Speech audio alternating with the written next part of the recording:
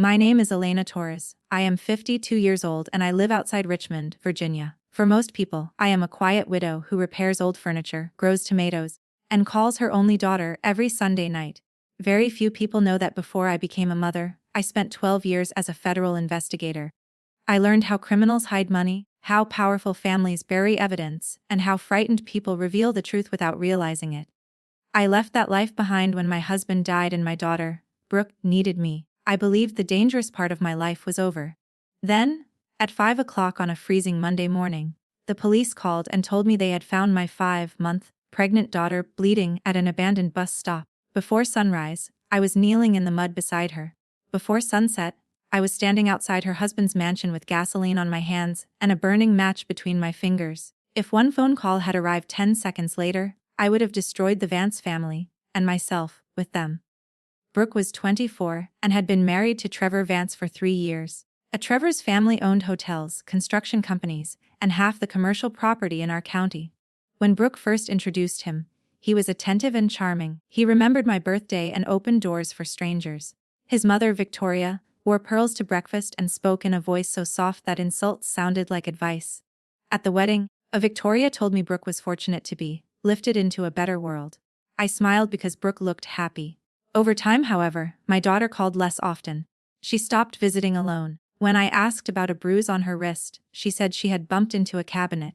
When she became pregnant, her joy lasted only a week. Then she began lowering her voice whenever Trevor entered the room. The warning signs had not arrived all at once. 6 months after the wedding, Brooke stopped wearing the bright red coat she loved, because Victoria said it looked cheap. A year later, Trevor persuaded her to leave her teaching job, saying a Vance wife did not need a salary. He gave her a beautiful car that reported every trip to his telephone, and a new phone controlled through the family account. Each gift was another locked door disguised with a ribbon. On holidays, Brooke protected everyone from discomfort. If Trevor corrected her, she laughed. If Victoria criticized her weight, she changed the subject. Once she asked whether love was supposed to make a person feel constantly examined. I told her she could always come home. She hugged me and said Trevor was simply under pressure. When Brooke announced her pregnancy, she brought me tiny yellow socks. For one afternoon, she was the joyful girl I remembered. At sunset, Trevor arrived without calling. I heard him say, "You know, Mother wanted to hear first." Brooke apologized for sharing happiness with her own mother. Later, Victoria toasted, "The next Vance heir." Brooke said the child would belong to no dynasty. On the drive home, Trevor squeezed her knee hard enough to leave fingerprints and warned her never to embarrass his mother again. Brooke began a private journal because she feared she was losing her sense of reality. Its last entry before the attack read, "They keep telling me I am confused. I am writing this because I know what I saw." 3 days before the police called, Brooke left me a voicemail. She said, "Mom, if anything happens, remember the blue room." Then she called back 10 minutes later and laughed nervously, claiming pregnancy hormones had made her confused. I knew she was lying, but I convinced myself to give her space. That decision still hurts me. The officer on the telephone said Brooke had no identification. A bus driver had seen something pale beneath the shelter and stopped. When I arrived, red and blue lights cut through the rain. Brooke lay curled on the concrete in a soaked silk nightgown, both hands over her belly. One eye was swollen shut. Purple bruises covered her face and arms. "Brooke, it's Mom," I said, afraid even to touch her. "Who did this?" Her fingers closed around my wrist. "The silver," she whispered. I left a mark on the tray. Victoria held my hair. "Trevor used the club. I told them about the baby. They said the baby was a mistake." Then she coughed blood and lost consciousness. At St. Jude's Hospital, surgeons repaired her ruptured spleen and relieved pressure around her brain. Dr. Aaron Mitchell met me after 3 hours. He said her coma score was the lowest possible. The baby still had a heartbeat, but neither of them was expected to survive the night. I sat beside Brooke while machines breathed and beeped for her. Grief became rage. I imagined Trevor asleep in his warm bed after swinging a golf club at his pregnant wife. I imagined Victoria polishing the same silver tray that had supposedly justified it. Something inside me broke. I left the hospital, drove to a gas station, and bought a 5-gallon can. By 4 that afternoon, I stood in the shadow of the Vance mansion. Rain washed gasoline from the welcome mat toward my boots. I struck a match. My phone rang. Dr. Mitchell's name appeared on the screen. "Is she gone?" I asked. "No," he said breathlessly. Her pressure dropped. She opened her eyes. "Elena, she is asking for you." At the flame touched my thumb, I threw the match into the wet grass, kicked dirt over it, and ran. Revenge could wait. My daughter could not. At the hospital, Brooke's eyes were open. When an ultrasound filled the room with a quick, steady heartbeat, she began to cry. "They think I'm dead," she told me. "Trevor said no one would find me. They'll erase everything." I squeezed her hand. The rage remained, but it became cold and useful. Then we let them believe they succeeded. The Mitchell refused to lie on a medical record, and I did not ask him to commit a crime. Instead, at Brooke's request, he restricted access to her chart and registered her publicly as an unidentified protected patient while police confirmed her identity. Only the trauma team and Detective Maya Chen knew she was awake. If the Vances called, staff would provide no information. My first call was to Maya, an honest detective I had once trained during a federal task force. My second was to Daniel Reed, a digital forensics specialist from my former unit. I had no badge and no authority anymore, but I knew how to preserve a case without contaminating it. Maya arrived at the hospital wearing a raincoat over yesterday's clothes. She had been at the bus stop since dawn. Mud clung to her shoes and exhaustion darkened her eyes. Before speaking to Brooke, she pulled me aside. "I need you to be her mother," she said. "Not my former instructor. If you lead her answers, the defense will use it. If you contact witnesses, they will claim intimidation. Give me what you know, then let me build it correctly." Her words stung because they were true. I wanted to control every detail. Control had once kept agents alive. Here, it could ruin Brooke's case. I handed Maya my phone, the strange voicemail about the blue room, the receipt for the gasoline, and a complete account of my visit to the estate. Hiding my own mistake would give Trevor a weapon later. At the bus stop, technicians had found a broken pearl button, 2 tire impressions, and a streak of metallic blue paint on a concrete post. Rain had destroyed most blood and fingerprints. The traffic cameras on the main road showed hundreds of vehicles, but a county snowplow camera had captured the rear lights of a large dark SUV at 1:47 a.m. The plate was unreadable. Still, one taillight flickered in a distinctive pattern. Daniel compared that pattern with public footage from charity events. A Vance security SUV showed the same damaged light. It was not enough for an arrest, but it connected the family fleet to the route. Next, Maya interviewed the bus driver, Harold Kemp. He had noticed the SUV leaving the closed stop but assumed it belonged to road workers. Then what troubled him was the way it drove away without headlights for the first 100 yards. When shown a lineup of vehicles rather than people, he identified the shape and roof rack used by Vance security. Meanwhile, a nurse photographed every injury on Brooke's body. A specialist explained which bruises matched a cylindrical object and which were consistent with someone gripping her hair and arms. The fetal monitor showed a period of distress, matching the estimated attack time. Facts were replacing my fantasies of vengeance one careful piece at a time. Brooke struggled through her first formal interview. She remembered Trevor raising the club, then flashes the cold marble floor, Victoria's perfume, a man's leather gloves, rain striking her face. When memory failed, she panicked. "What if I cannot remember enough?" she asked. Maya put down her pen. "Your job is not to produce a perfect story. Your job is to tell the truth you remember, and say when you do not remember. Perfect stories are often invented. Honest memories have edges and gaps." That advice steadied Brooke. It also changed the way I listened. I stopped demanding a complete picture and allowed the pieces to arrive. One piece came from an unexpected person. Rosa Alvarez, a kitchen worker at the estate, called the hospital from a prepaid phone. She had seen Victoria order the night staff to leave early. Later, she heard a scream and watched the security chief carry a rolled carpet toward the service garage. Rosa had remained silent because her work visa application depended on a company attorney paid by the Vances. Maya arranged protection and independent legal help for her. Rosa then revealed that the mansion's cameras stored backup copies off-site for 72 hours. Trevor believed deleting the home recorder erased everything, but the security company retained a temporary diagnostic mirror. That discovery changed the case. Daniel sent a preservation request before the mirror expired. The company froze the data under legal hold. Most files were encrypted, but even the access logs showed Trevor deleting cameras in a precise order beginning 17 minutes after the SUV returned. The Vances were not merely hiding an argument, they were reconstructing the house's memory. Brooke repeated her statement on video with a nurse and Maya present. She described the golf club, the silver tray, and the service corridor Trevor used when he carried her outside. Then she remembered something else. "The blue room," she whispered. "Victoria keeps records there. Payments, photographs, recordings." She said information is how the family stays respected. The blue room was not just a clue. It was the reason Brooke had been attacked. Weeks earlier, she had entered it while looking for wrapping paper. Behind a false panel, she found ledgers showing payments to officials, former employees, and a private security company. She photographed several pages and hid the memory card inside a silver baby rattle at the mansion. Trevor discovered her copying a file. That night, the family began monitoring her calls. The mark on the tray had been an excuse. They had beaten her because they believed she possessed proof that could destroy them. Maya applied for a search warrant, but the first judge said Brooke's statement alone did not establish that the records were still in the house. We needed independent evidence, and we needed it before the Vances destroyed the Blue Room. That evening, Trevor called me. His voice performed concern perfectly. Elena, Brooke didn't come home last night. We are terrified. I made myself sound confused and exhausted. The police found a woman near Route 9. They won't tell me much. There was a pause. In that silence I heard relief. Was she alive? He asked too quickly. I don't know. He exhaled. Please call me if you hear anything. After he hung up, Daniel traced a burst of activity on the Vance home network. Someone was deleting camera files and transferring encrypted documents to an overseas server.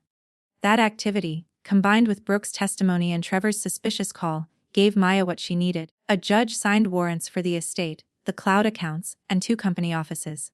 But we still had one problem.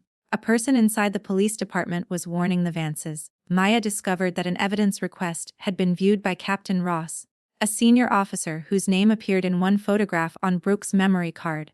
If Ross learned the warrant time, the Blue Room would be empty before investigators arrived. So we gave him the wrong time. Maya entered noon in a draft schedule that Ross could see. The real search would begin at 6 in the morning with a state task force whose names never appeared in the local system. At 20:13 a.m., Daniel recorded an encrypted call from Ross to Trevor's security chief. We could not hear the words, but the timing exposed the leak. While the team prepared, I sat beside Brooke. She was weak, frightened, and furious with herself.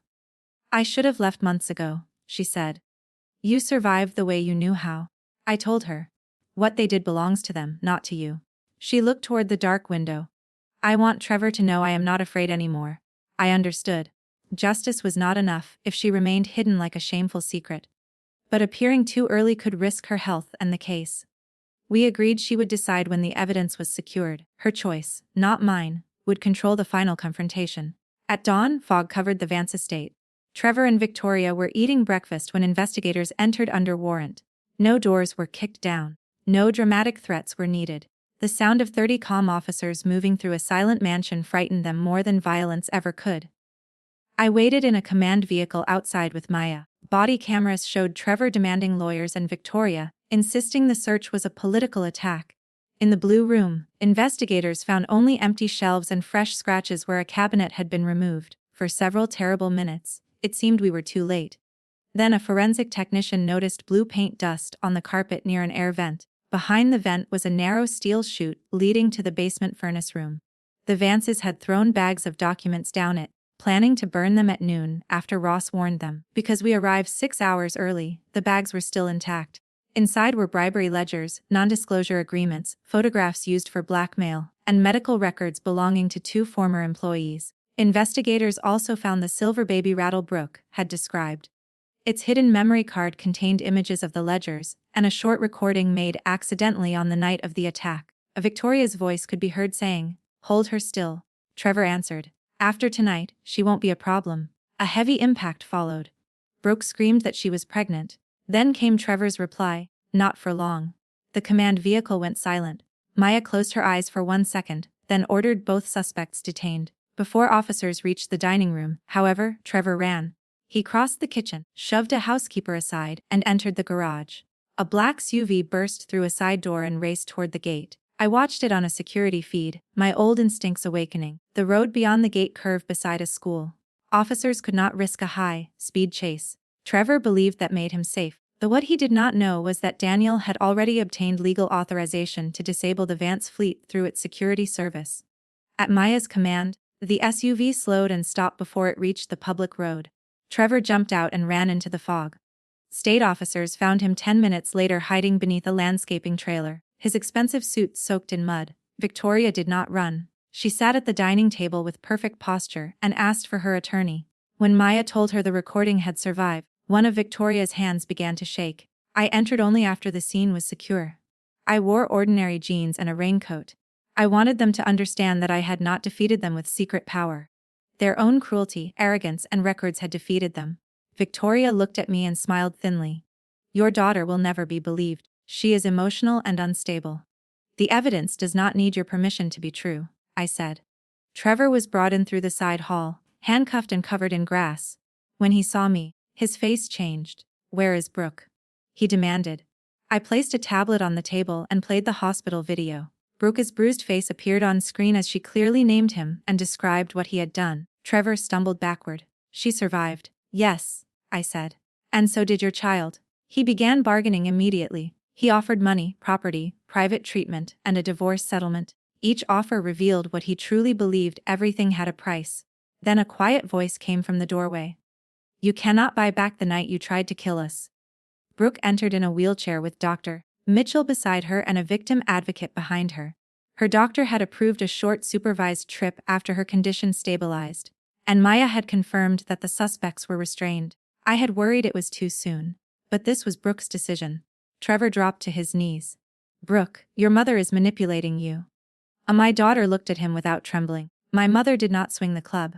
Victoria lost control. She accused Brooke of stealing family records and ruining generations of work. Every sentence was captured by body cameras. Her attorney arrived moments later and ordered her to stop speaking, but the damage was done. As officers led them away, neighbors and reporters gathered beyond the gate. Trevor tried to cover his face. The Victoria demanded that cameras be removed. For years they had used their reputation as armor. Now the same public attention they cultivated recorded their disgrace. The arrests did not end the story. Wealth does not disappear in one dramatic morning, and justice does not arrive simply because good people deserve it. The Vances hired an army of attorneys. They claimed the recording was altered, Brooke had attacked first, and I had organized an illegal revenge campaign. Their public relations team moved even faster than their lawyers. Anonymous accounts posted photographs of Brooke at college parties and called her unstable. A television commentator repeated a claim that she had married Trevor for money. Someone leaked my former employment and described me as a trained operative conducting a personal war. For 48 hours, anger again tempted me to react. I drafted a long statement attacking every lie. Maya advised silence until the evidence could speak in court. Brooke surprised me by agreeing with her. They controlled me by making me explain myself all the time, she said. I am done performing for people committed to misunderstanding me. Instead, her attorney issued 4 sentences. Brooke was alive. She trusted the investigation. She would testify under oath, and she asked the public to protect her child's privacy. The restraint changed the conversation. Reporters began examining the Vance companies rather than Brooke's personal life. Investigators found that the family had used the same pattern before. An accountant named Peter Sloan had discovered false invoices 5 years earlier. After he threatened to report them, photographs of a private medical treatment were sent to his employer and church. He resigned and signed a settlement. A hotel manager, Denise Ward, had accused Trevor of assault. The family paid her brother's debts in exchange for silence, then portrayed her as a thief. Peter and Denise were afraid to testify. Brooke wrote each of them a letter. She did not pressure them. She simply said, I understand why silence felt safer. If you choose to speak, you will not stand alone. Both eventually met prosecutors. Their accounts helped establish how Victoria gathered secrets and how Trevor used fear to protect the business. The defense tried to separate the financial crimes from the attack, arguing that the ledgers unfairly made the family look evil. The judge allowed only evidence directly related to motive, obstruction, and witness control. I appreciated that decision even though it limited the dramatic story. A fair trial was not supposed to be a public execution. If we wanted justice, we had to respect rules even when those rules protected people we hated.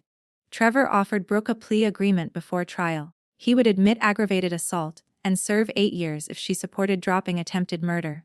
Victoria would avoid prison on the violent charges. The offer included a large confidential settlement. Brooke asked for one night to decide. We sat in her rehabilitation room while hope moved beneath her hospital gown. I wanted to tell her to reject it, but the decision belonged to her. A trial would be brutal. A guaranteed conviction had value. If I accept, she said, I can focus on healing. If I refuse, I might lose everything in court. Both choices can be brave. I told her. The next morning, she declined. It was not because 8 years felt too short. Victoria had refused to admit any role, and the agreement would seal evidence that could help other victims. Brooke was willing to face cross-examination if it meant the whole pattern could be heard. During jury selection, she waited in a private room. When Trevor passed in the hall surrounded by attorneys, he caught sight of her through an open door. For a moment, the old fear returned. Her hands shook and her breathing shortened, then hope kicked. Brooke placed a palm over her belly, lifted her chin, and walked into the courtroom. The prosecution did not begin with the most shocking photograph. It began with the bus driver's ordinary route. Harold described the rain, the empty road, and the human shape he almost mistook for discarded cloth. Rosa described being ordered home. Daniel explained deletion logs in simple language. Mitchell connected the injuries to the medical emergency without exaggeration. By the time jurors heard Brooke, they already understood that her story did not stand alone. Victoria testified against her attorney's advice. She said she had been protecting a troubled daughter-in-law from herself. Under cross-examination, the prosecutor asked why a loving mother-in-law had deleted cameras rather than called an ambulance. Victoria claimed she knew nothing about the deletion. The prosecutor then displayed a message she had sent Trevor at 2:06 a.m. Say, "Remove the hall and blue room first. Your father built too much for this girl to take it." For the first time, Victoria had no answer. Trevor did not testify. He stared at Brooke during closing arguments until the judge warned him. "I sat behind my daughter, close enough for her to hear me breathe, but careful not to touch her unless she reached for me." The jury deliberated for 2 days. Waiting was worse than testimony. Every time the courtroom door opened, the Brooke flinched. When the clerk finally announced that a verdict had been reached, she took my hand. "Guilty," the foreperson said. Then guilty again. Count after count, the word crossed the courtroom like a bell. Trevor's face emptied. Victoria closed her eyes. Brooke did not smile. She released a breath she seemed to have held for 3 years. For 9 months, investigators followed the evidence. Captain Ross was arrested for obstruction and bribery. The security chief admitted he had driven Brooke to the bus stop after Trevor ordered him to leave the problem where no one looks. In exchange for a reduced sentence, he identified the route and the place where he threw away Brooke's torn robe. Police recovered fibers and blood from a drainage ditch. 2 former housekeepers came forward after seeing Brooke alive on television. One described Victoria slapping Brooke during a dinner. Another had photographed a broken bedroom door, but had accepted money to remain silent. Their shame became testimony. The Brooke spent those months learning to walk without assistance. She suffered headaches, nightmares, and moments when ordinary sounds made her freeze. Healing was not a straight line. Some mornings she laughed. Some nights she woke believing Trevor stood in the doorway. I moved into a small apartment near the rehabilitation center and went with her to every appointment she wanted me to attend. The baby continued growing. Brooke named her Hope, not because hope is gentle, she said, but because real hope survives terrible pressure. The trial began shortly after Hope was born. Trevor faced attempted murder, aggravated assault, an unlawful imprisonment, evidence tampering, and conspiracy charges. Victoria faced many of the same charges, along with bribery and obstruction connected to the family records. Brooke testified for 4 hours. The defense attorney tried to confuse her about times and details. When he suggested she had exaggerated because she wanted the Vance fortune, she looked directly at the jury. "I would trade every dollar they own for the chance to forget what their hallway sounded like that night," she said. "But I cannot forget. So I am here." The jury believed her. The recording, medical evidence, deleted video fragments, driver testimony, and recovered documents supported every essential part of her account. Trevor was convicted and sentenced to 32 years. Victoria received 28. Captain Ross received 11 years in a separate federal case. Civil courts froze assets proven to be connected to bribery and fraud. They did not simply hand the mansion to us, as newspapers later claimed. Some property was returned to victims, some paid fines, and a lawful settlement funded Brooke's medical care and Hope's education. The Brooke used part of her settlement to create a small emergency fund for people escaping domestic violence. That was her revenge. The name that had once frightened victims now paid for their escape. My own actions also had consequences.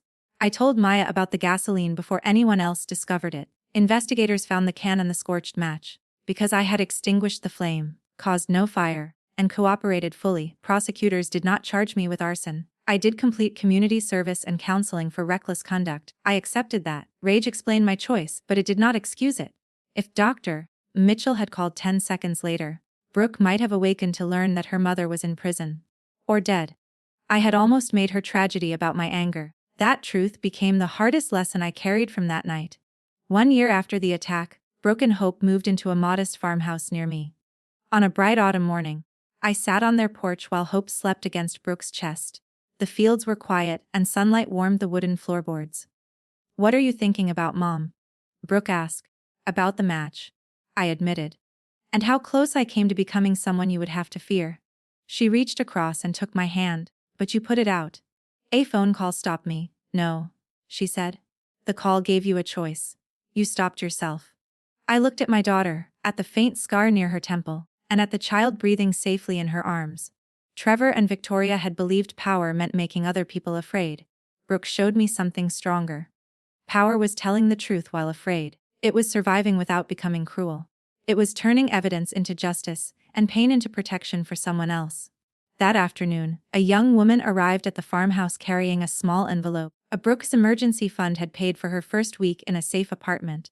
She did not tell us the details of what she had escaped, and we did not ask. She only wanted Brooke to know that she and her little boy had slept through the night without hearing footsteps outside their door. After she left, Brooke placed the thank you note beside Hope's photograph. In that moment, the final meaning of our revenge became clear to me. Trevor had tried to turn Brooke into a warning: obey powerful people or be destroyed. Brooke reversed his message. Her survival told other frightened people that isolation could be broken, records could be recovered, and respected names could still be held accountable. The Vances had once spent money to purchase silence. Now their seized wealth and civil settlement helped victims find lawyers, transportation, temporary housing, and the courage to speak. I will never call what happened a blessing. Pain does not become good simply because someone builds something meaningful from it. But I learned that evil does not get the final word unless we surrender the pen. Brooke could not change the night at the bus stop. She could decide what came after it, and that decision reached far beyond our family. So, to summarize our story, my pregnant daughter was attacked by her wealthy husband and mother-in-law after she discovered proof of their crimes. They left her to die and tried to erase the evidence. She survived, helped investigators expose the truth, faced her abusers, and rebuilt her life. The Vances lost their freedom and the corrupt empire they had protected. But the greatest victory was not their punishment. It was Brooke refusing to let them decide who she became. What did I learn? Revenge can feel powerful for one burning second, but it can steal the future from the people we want to defend. Justice is slower. It requires patience, truth, evidence, and courage. Yet justice can protect more than one person, and it does not require us to become what we hate. Thank you for watching and for staying with me until the end. If this story moved you, please like this video, subscribe to the channel, and share it with someone who needs to remember that surviving is not weakness. Sometimes the strongest revenge is a life rebuilt in the light, while those who tried to destroy it are left alone with the truth.